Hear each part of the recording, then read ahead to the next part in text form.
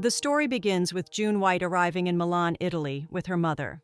June is not moving there out of excitement or ambition. She is running from grief. Her older brother, August, has recently passed away, and the loss has left her emotionally hollow. Her family hopes that a change of environment will help her heal, so she transfers to St. Mary's International School, an elite institution in the heart of Milan.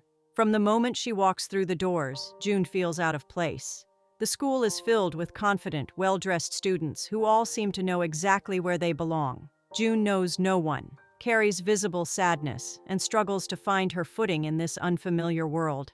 Her first few days are filled with anxiety as she tries to blend in without drawing too much attention to herself. Everything around her feels too polished, too perfect, a stark contrast to the grief she is carrying inside. She eventually finds comfort in two classmates, Amelia and Blaise, who take her in and help her navigate the social landscape of St. Mary's. Their warmth is genuine, and for the first time since losing August, June feels like someone actually sees her. But alongside their friendship comes a warning. They tell her to stay away from James Hunter, one of the school's most talked-about students. James is charismatic and reckless, with a reputation for trouble that follows him like a shadow.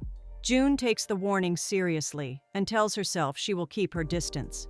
However, keeping distance from James turns out to be harder than she expected. Even in their earliest interactions, there is a pull she cannot quite explain. One of their first real moments together happens when coffee accidentally spills on June's shirt, a minor, clumsy incident that somehow becomes a point of contact between them. He notices her, she notices him noticing her. And despite everything she has been told, something about James stays in her mind long after she walks away. Around the same time, June meets Will during a humanities class. Will is everything James is not: calm, polite, measured, and genuinely kind. When the coffee incident leaves June flustered and embarrassed, it is Will who quietly steps in, offering her a change of clothes without making a big deal of it. That simple act of decency is enough to draw June toward him. She feels at ease around Will in a way she hasn't felt around anyone since losing her brother. He is steady, safe, and right now, that is exactly what she needs. As the days pass, June and Will grow closer. He takes her to the Bosco Verticale, one of Milan's most iconic and breathtaking locations, where they share a quiet, meaningful moment together. They kiss, and for June, it feels like the first real breath she has taken in a long time. She feels grounded and hopeful. Being with Will makes her believe that maybe she can have something normal again. That life after loss doesn't have to feel like surviving. It can actually feel like living.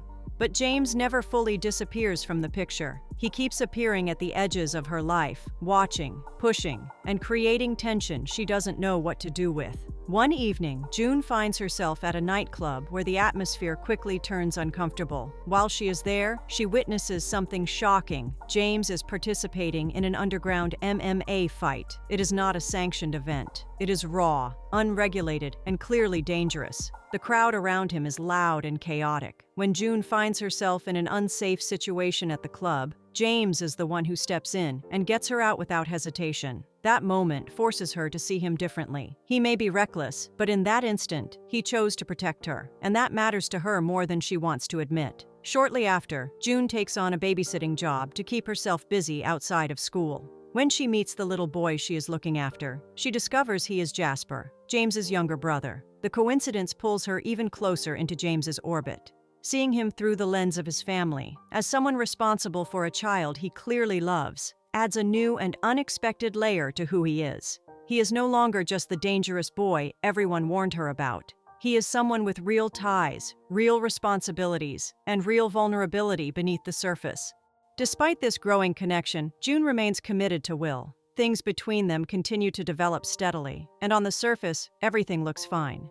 But cracks begin to form at a party when Will shows a side of himself June hasn't seen before: jealousy. It's subtle at first, but it makes June uncomfortable. She doesn't like feeling watched or second-guessed, even in small ways. Then James shows up at the same party, and the emotional atmosphere in the room shifts immediately. The feelings June has been suppressing start rising to the surface. She is caught between two completely different people, and for the first time, she can no longer pretend otherwise. James begins pushing her more directly during this period. He sets up situations that feel almost like tests, as if he is trying to figure out what she is really made of. His behavior is difficult to read, provocative one moment, sincere the next. In one particularly confusing exchange, he tells June that everything he had been doing was to see if she was worthy of Will, and that she had failed his test. It's a strange and hurtful thing to say, and June doesn't know how to process it. She walks away more confused than before, unsure whether James is trying to push her away or pull her in. Then the situation at school escalates sharply. An edited, fake photo of June and James starts circulating online. It's fabricated, but that doesn't matter. The damage to her reputation is real. People talk, friends pull back, and June is left embarrassed and frustrated when she eventually finds out that it was Amelia, one of the first people who welcomed her in Milan, who shared the photo. The betrayal cuts deep. Amelia was someone she trusted. Losing that trust hurts on a much deeper level than the social embarrassment itself, and it makes June feel more isolated than ever. Things take a more serious turn when James falls ill following one of his underground fights. June notices signs that concern her greatly, signs that remind her painfully of what she witnessed with her brother August before he died. She begins to suspect that James's trainer, Austin, has been giving him something dangerous without his full knowledge. The connection to her brother's death makes this moment hit especially hard. She confronts James directly, laying out her concerns as honestly as she can. James listens, and in a significant turning point, he decides to cut ties with Austin entirely. It is one of the first times he has made a choice that feels like it came from a place of genuine care rather than impulse. For a brief moment, it feels like things might finally settle down. June and James have had an honest conversation. Will and June are still together. The worst of the chaos seems to be fading, but that calm doesn't last. At Blaze's birthday party, the edited photos resurface and begin circulating again among the guests. Will and James end up in a heated public confrontation, and June finds herself standing right in the middle of it. Embarrassed, overwhelmed, and exhausted by all of it. She can't take it anymore, so she leaves the party on her own. James follows her. In the quiet that follows the chaos, away from the noise and the crowd, they have a moment that feels completely unguarded. What passes between them is raw and real, the kind of honesty that is hard to walk back from. They spend the night together, and the next morning, both of their families discover them.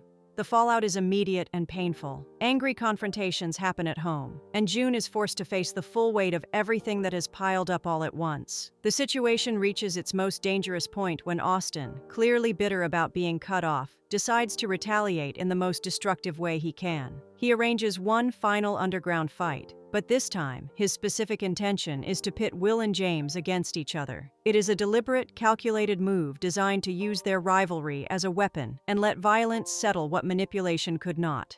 June refuses to let it happen. She acts quickly and decisively, pulling the fire alarm to disrupt the event and force everyone out before the fight can begin. But Austin is not finished. In the confusion that follows, he grabs James and drives away. Without hesitating, June and Will go after them. Together, despite everything between them, despite the tension and the hurt, and the complicated feelings that have built up over weeks, they put all of it aside for the moment. The chase ends in a car crash. James is trapped inside the vehicle as it begins to catch fire. Will doesn't pause. He and June work side by side to pull James out before it's too late. It is the most clarifying moment of the entire film. When everything else falls away, what remains between all three of them is not rivalry or resentment. It is something far more human than that. In the aftermath of the crash, June has time to sit with everything that has happened. She thinks about her brother August, about why she came to Milan in the first place, about Will's steady kindness and James's restless intensity, and all the ways both of them changed her over these past weeks. Will, showing more emotional maturity than most people his age, chooses to forgive her. There are no bitter confrontations, no dramatic final scenes between them. He simply lets her go, and that quiet act of grace means more to June than she expected.